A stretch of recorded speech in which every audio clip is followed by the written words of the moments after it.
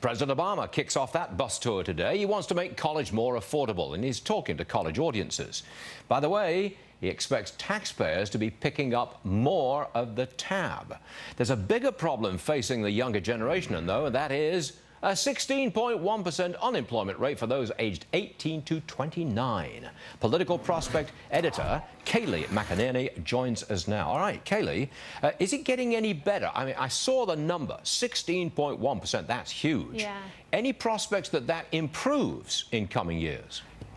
No, Stuart, unfortunately not. Not unless we elect a conservative leader to implement conservative economic policies. And Stuart, the underlying problem behind the 16.1% unemployment is the long-term effects that it will have. You look at, for instance, Japan back in the 1990s. They had a period of long-term youth unemployment, and that generation of individuals was scarred from there on out. When employers went to hire, they were hiring new graduates. They weren't hiring 20-something-year-olds who had been unemployed for 2-3 years. The effects are going to scar my generation forevermore unless we turn this around, Stuart. And we will only turn this around by electing conservative leaders in the 2014 midterm election and a president thereafter. Well, in 20. But wait a second, Kayleigh. You know what's going to happen here. The president is going to embark on this bus tour, speaking to very friendly college crowds, and he's going to be very popular. He'll get very strong rounds of applause, and we hear that he's likely to push a national program where taxpayers fund more of the college costs for young people. Now, that's going to be politically popular, isn't it? It will be. And here's the problem, Stuart, and I hope that my generation is able to see this.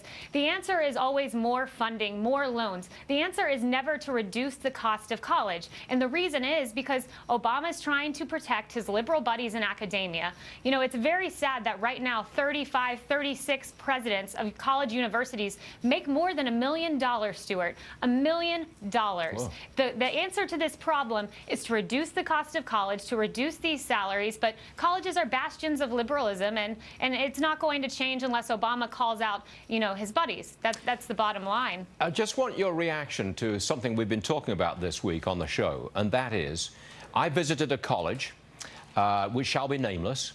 $57,500 a year, tuition, room and board. That seems to me like an astronomical amount of money.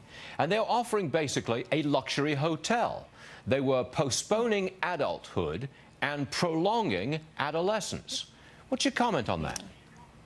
I think that's ridiculous, and I think you hit the nail on the head. That is the problem that we're facing. People who don't want to face reality. They live in this safe environment where they have these luxurious salaries, this luxurious lifestyle, but that's not the real world. That's not the real world. And these college kids get out into the real world, and they're scarred. They're left with $26,000 in debt and no job. And that is the fundamental base of the problem, and until we expose it for what it is, it's never going to change, and we're going to face the same problem for decades to come. All right, Kayleigh, you brought us the hard number, 16.1% unemployment for the millennial generation. Awful.